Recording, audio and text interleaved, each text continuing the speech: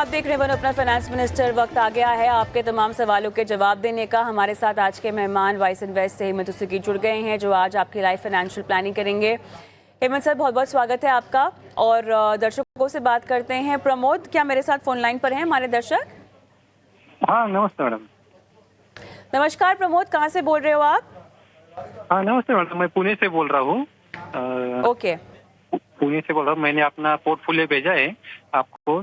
हाँ, हाँ। ये मैंने अभी 3 साल से इन्वेस्ट कर रहा हूँ। मैं 5 फंड में कर रहा हूँ इन्वेस्ट।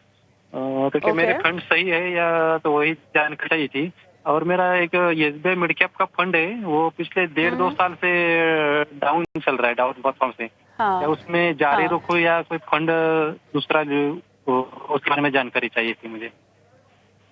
चलिए ठीक है। मिड कैप क्षेत्र को आपने कितना ट्रैक किया है? फंड तो आपने ले लिया, लेकिन वो फंड किन कंपनियों में पैसे डाल रहा है और ओवरऑल मिड कैप कैसे परफॉर्म कर रहे हैं, क्या इसके बारे में आपने जानकारी बटोरी है? क्या आपने थोड़ा सा रिसर्च किया है इस बारे में?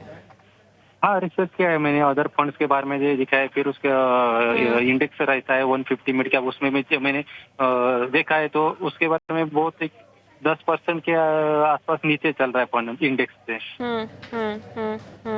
ऑलराइट, बताते हैं आपको कि उसमें स्पेसिफिकली क्या करना चाहिए, और बाकी फंड्स में भी आपकी रणनीति पर राय लेंगे। 5 करोड़ का आपका लक्ष्य है, 23 साल का समय देना चाहते हैं, 27,000 रुपए के SIP आप कर रहे हैं।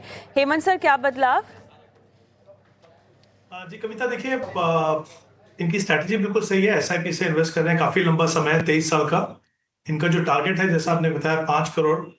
मेरे हिसाब से अगर हम 12% का रिटर्न मान के चलते हैं, और अगर ये बिना किसी रुकावट के अगले 23 साल तक अपना इन्वेस्टमेंट प्रोसेस कंटिन्यू करते हैं, और हमने यहाँ पे इनकी जो करंट वैल्यू है पोर्टफोलियो की 20 लाख, उसको भी कंसिडर किया है, तो करीब करीब 6.5 करोड़ का कॉर्पस बनेगा। तो जैसा कि आप देख सकते हैं कि इनको अपना टारगेट पूरा करने में प्रॉब्लम नहीं होगी। बट जैसा मैंने पहले कहा, इंपॉर्टेंट चीज ये है कि अपने प्रोसेस को बिना किसी रुकावट के इनको कंटिन्यू करना है।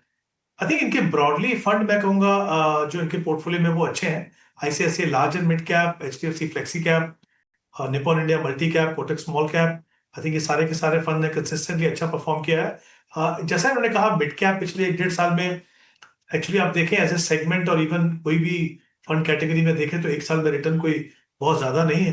बट आई थिंक अगर मैं लॉन्गर टर्म भी अगर इसको एनालाइज करूं, तो मेरे हिसाब से मिड कैप स्पेस में SBI स्मॉल कैप के फंड से बेहतर फंड्स अवेलेबल हैं। तो अगर ये चाहें तो मोतीलाल ओसवाल मिड कैप को कंसिडर कर सकते हैं। सिर्फ इतना मैं इनको बताना चाहूंगा कि पोर्टफोलियो क्वालिटी अच्छी है, परफॉर्मेंस काफी अच्छी है, लेकिन यहाँ पे जो बेट लेते हैं वो कंसंट्रेटेड बेट है, यानी कम स्टॉक्स हैं और ज्यादा एलोकेशन है। तो बट आई थिंक अभी तक का जो इनका ट्रैक रिकॉर्ड है, उसके हिसाब से देखें तो काफी अच्छी स्टॉक सिलेक्शन रही है। तो अगर चाहें तो आप वो एक बदलाव कर सकते हैं, और जैसा मैंने कहा, लक्ष्य पूरा करने में कविता इनको कोई प्रॉब्लम नहीं आएगी। चलिए, तो इसमें बने रहिए। प्रमोद जी, कोई सवाल पूछना है हेमंत सर को? नहीं madam, thank you madam. All the best. MB Yadav ji मेरे साथ फोन लाइन पर है। नमस्कार सर, कहाँ से बोल रहे हैं? जी नमस्कार मैम, मैं हरियाणा यमुनानगर से बोल रहा हूँ। ओके, बताइए सर, फंड्स के नाम एक बार क्रॉस चेक करवा लेंगे आपके? जी, मेरा पारंपरिक फ्लेक्सी कैप फंड है। राइट। SBI का कॉन्ट्रा फंड है। Okay. Motilal Oswal mid cap fund है। और निप्पॉन इंडिया की लार्ज कैप फंड है। और SBI का स्मॉल कैप फंड है फिलहाल। ओके। आप इनमें SIP कर रहे हैं, कुल मिला के कितने की SIP है आपकी? मेरा वैसे 2,000 रुपए जा रहा है, लेकिन बीच में मैं टॉप अप भी करता हूँ इसमें। ओके। जैसे मार्केट जब नीचे रहता तो मैं इसमें बीच में डाल देता हूँ और अमाउंट। वैसे SIP के मोड में मेरा 2,000 रुपए सारे में जा रहा है फिलहाल। ठीक है। 1 CR 15 साल में, ये है गोल? जी जी मैम, जी मैम। ठीक है, ठीक है। फंड्स तो आपके लगभग सभी अच्छे हैं। हेमंत सर? कविता, देखिए पहले इनकी टारगेट की बात करते हैं। 7,000 की इन्वेस्टमेंट है इनकी, और 15 साल का समय है, और 1 करोड़ का टारगेट है। तो मेरे हिसाब से अगर हम 12% का रिटर्न मान के चलें, तो करीब करीब 35 लाख का कॉर्पस बनेगा। जैसा इन्होंने कहा, 2 चीजें इन्होंने कहा कि जब भी बाजार नीचे गिरता है तो ये अपनी SIP को बढ़ाते हैं या इन्वेस्ट करते हैं। मेरे हिसाब से एसआईपी बहुत ही अच्छा प्रोसेस है इन्वेस्ट करने का, बट वहां पे भी आई थिंक थोड़े डिसिप्लिन की जरूरत है। तो मेरा ये मानना है कि अगर ये स्टेप अप करें हर साल एक डिसिप्लिन तरीके से, बट वहां पे इनको 17% स्टेप अप करना होगा। 17% स्टेप अप का मतलब ये है कि काफी चैलेंजिंग हो सकता है, बट अगर इनको अपना टारगेट पूरा करना है तो डेफिनेटली उसके ऊपर इनको ध्यान देना होगा, या तो फिर इनको अपना जो टारगेट है उसको रिवाइज करना होगा डाउनवर्ड। तो दोनों में से एक चीज करनी है, बट ये पॉसिबल है अगर हर साल 17% से अपनी एसआईपी को बढ़ाएं। ब्रॉडली जैसा आपने भी कहा कविता, फंड्स अच्छे हैं, सिर्फ एक ही फंड अगेन मुझे लगता है एसबीआई स्मॉल कैप उस कैटेगरी में बेहतर फंड्स अवेलेबल हैं। अगर आप चाहें तो वहां पे आप बंधन स्मॉल कैप को देख सकते हैं, मुझे लगता है वो बेटर चॉइस है। जो बाकी जो 4 फंड आपके पोर्टफोलियो में वो बिल्कुल सही है। सवाल पूछने हैं आपको हेमंत सर से। दिमाग में आ रहा था सर कि एसबीआई स्मॉल कैप से बेहतर स्मॉल कैप फंड काम वो कर रहा है, तो इसलिए मैंने आपसे सर यही सुझाव लेना था कि इस फंड बंधन को का और स्मॉल कंटिन्यू कैप करूं। फिलहाल बोल रहे हैं आपको लेने के लिए। जी मैम। बंधन का स्मॉल कैप बोल रहे हैं लेने के लिए। जी मैम, जी मैम, ये अच्छा परफॉर्म कर रहा नहीं मैम जी। All the best Yadav ji.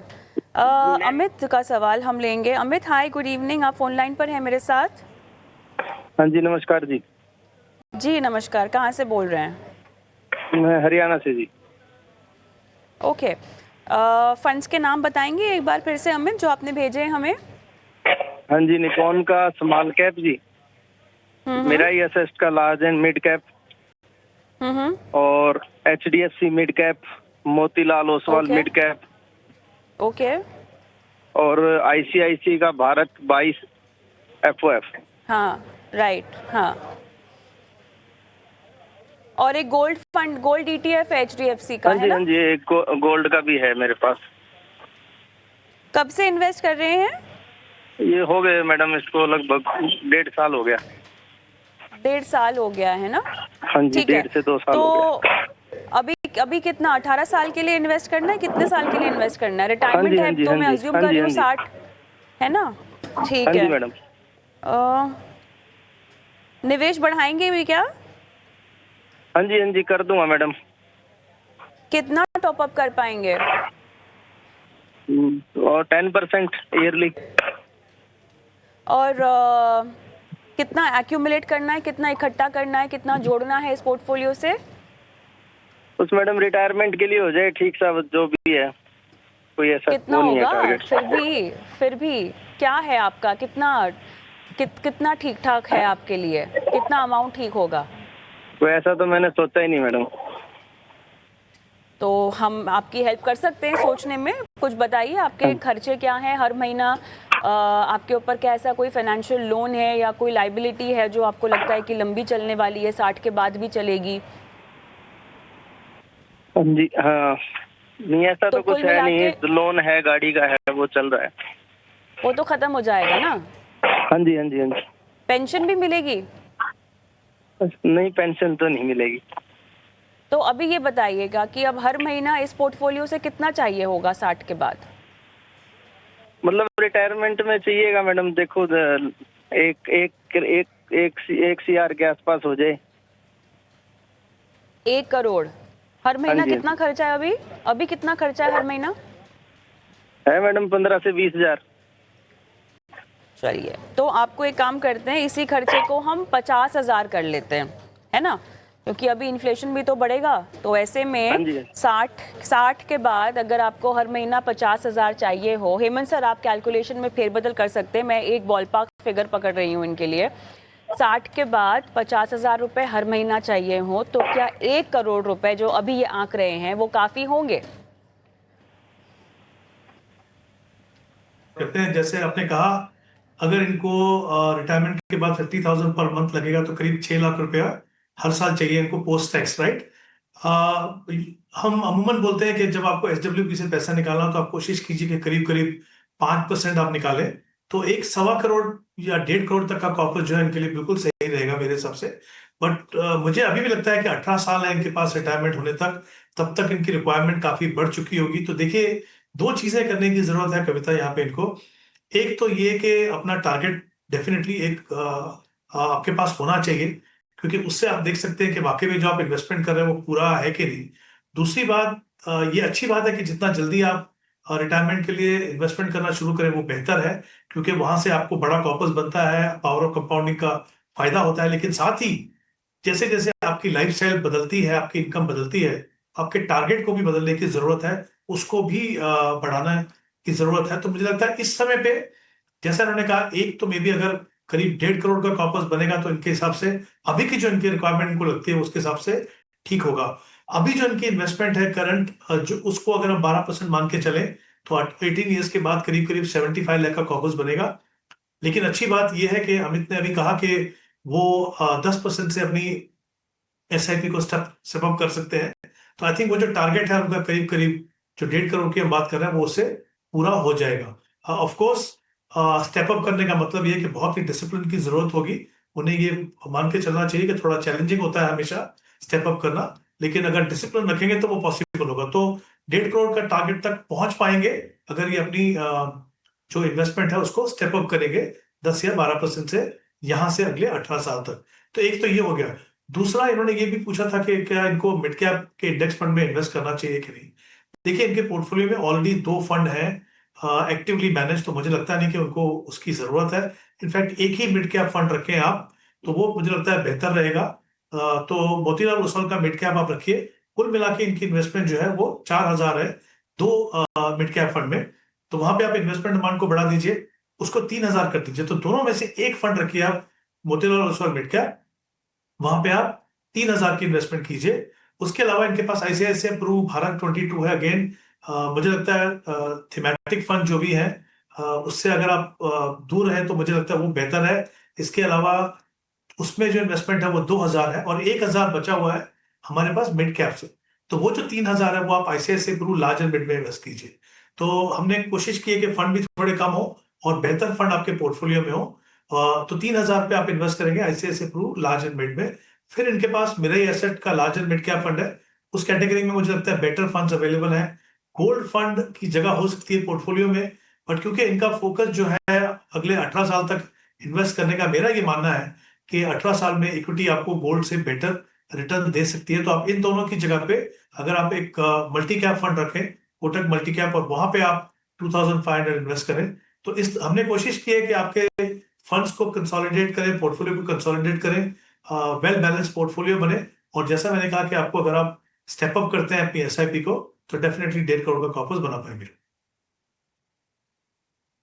Right Amit साहब, ऑल द बेस्ट। आपके पोर्टफोलियो के लिए जो बदलाव बताए हैं काफ़ी अहम है, इन पर आप अमल कीजिएगा। ओम प्रकाश जी फोन लाइन पर हमारे साथ जुड़े हुए हैं। नमस्कार ओम प्रकाश जी, कैसे हैं सर? नमस्ते मैम।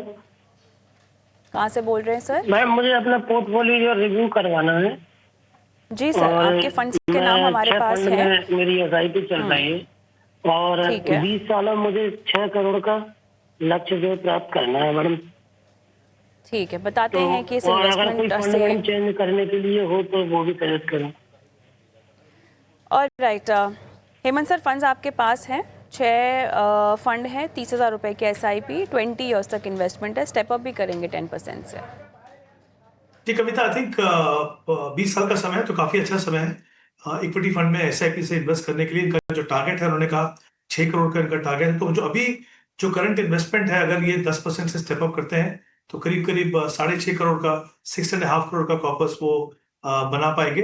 बट मुझे लगता है पोर्टफोलियो में थोड़े बदलाव करेंगे तो ज्यादा बेहतर रहेगा। मैं देख रहा हूँ कि इनके पोर्टफोलियो में 2 स्मॉल कैप फंड्स हैं, तो उनमें से एक स्मॉल कैप रखिए आप, इन्वेस्को स्मॉल कैप, और दोनों में मिला के इनकी जो टोटल एलोकेशन है वो 6,000 की है। तो वो पूरा 6,000 जो है अगर आप इन्वेस्को स्मॉल कैप में इन्वेस्ट करें तो मुझे लगता है वो आपके पोर्टफोलियो के लिए बेहतर होगी। और एक आईसीआईसीआई जो वैल्यू फंड है उसकी जगह में अगर आप ICICI large and mid cap रखें तो बेहतर है। Value fund, Contra fund definitely portfolio में हो सकते हैं, पर जिस तरह की आपकी इन्वेस्टमेंट है, जिस तरह का कॉम्पोजिशन है, उसके हिसाब से मुझे लगता है लार्ज एंड मिड एक बेटर ऑप्शन है इंस्टेड ऑफ जो वैल्यू फंड है उनका। तो ये 2 बदलाव करने हैं आपको। और जैसा मैंने कहा कि अगर आप कंटिन्यू कर सकते हैं अपना प्रोसेस 10% के स्टेप अप से तो डेफिनेटली आप अपना टारगेट पूरा कर पाएंगे। प्रकाश जी, आप फोन लाइन पर मेरे साथ हैं, कुछ और पूछना चाहते हैं हेमंत जी से? जी नहीं। Okay, all the best. आगे बढ़ते हैं और आयुष अग्रवाल फोन लाइन पर हमारे साथ हैं। नमस्कार आयुष।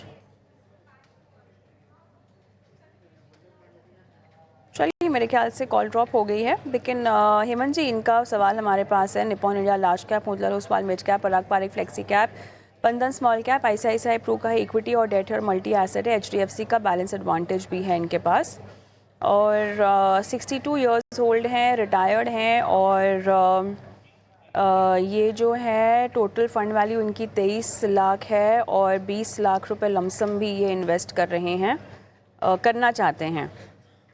ओके, 3 CR का इनका लक्ष्य है। नमस्कार आयुष जी, कैसे हैं?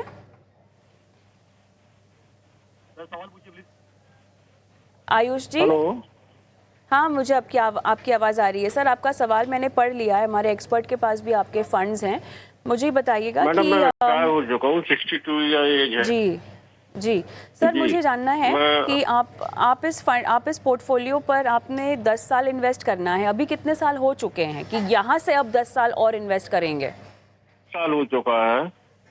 हाँ, ओके जी, और 20 लाख ठीक फंड है, की हाँ। वैल्यू है, 20 लाख वन टाइम इन्वेस्टमेंट करना है। चलिए, समय मेरे पास बहुत कम है। हेमंत सर, क्या रिकमेंडेशन होगी? देखिए कविता, इनका जो अभी जो कॉर्पस है वो 23 लाख का कॉर्पस है, 58,000 की इन्वेस्टमेंट है, 10 साल का समय है। तो मेरे हिसाब से 12% का रिटर्न अगर हम मान के चलें तो करीब 2,65,00,000 2.65 करोड़ का कॉर्पस बनेगा। इनकी जो रिक्वायरमेंट है वो 3 करोड़ की है, तो 15,000 को उनको अपनी एसआईपी बढ़ानी होगी। और जैसा उन्होंने कहा कि 20 लाख इनको लमसम भी इन्वेस्ट करना है इस समय पे, तो आई थिंक पहली बात तो मैं कह दूं कि इनका जो कॉम्पोजिशन है पोर्टफोलियो का बिल्कुल सही है, स्पेशली उनकी जो रिस्क प्रोफाइल को देखते हुए और टाइम होराइजन को देखते हुए। तो मेरा ये मानना है कि जो एग्जिस्टिंग फंड है उन्हीं में आप इन्वेस्ट कीजिए। तो pru ICICI equity and debt में 6 लाख, एचडीएफसी बैलेंस एडवांटेज में 6 लाख, ये मैं 20 लाख की एलोकेशन बता रहा हूँ इनको। पराग पारेख फ्लेक्सी कैप में 4 लाख और मोतीलाल ओसवाल मिड कैप में 4 लाख। तो इस 4 फंड में अपने आप 20 लाख की इन्वेस्टमेंट जो है वो कर सकते हैं। और 15,000 का आपको एसआईपी बढ़ाना है, तो वो भी आप एग्जिस्टिंग फंड में जितना जल्दी हो सके बढ़ा के अगर आप एलोकेट करें तो अपना 3 करोड़ का कॉर्पस जो है वो अचीव कर पाएंगे। चलिए, जितना हो सका हमने आज सवालों को शो में शामिल करने की कोशिश की है।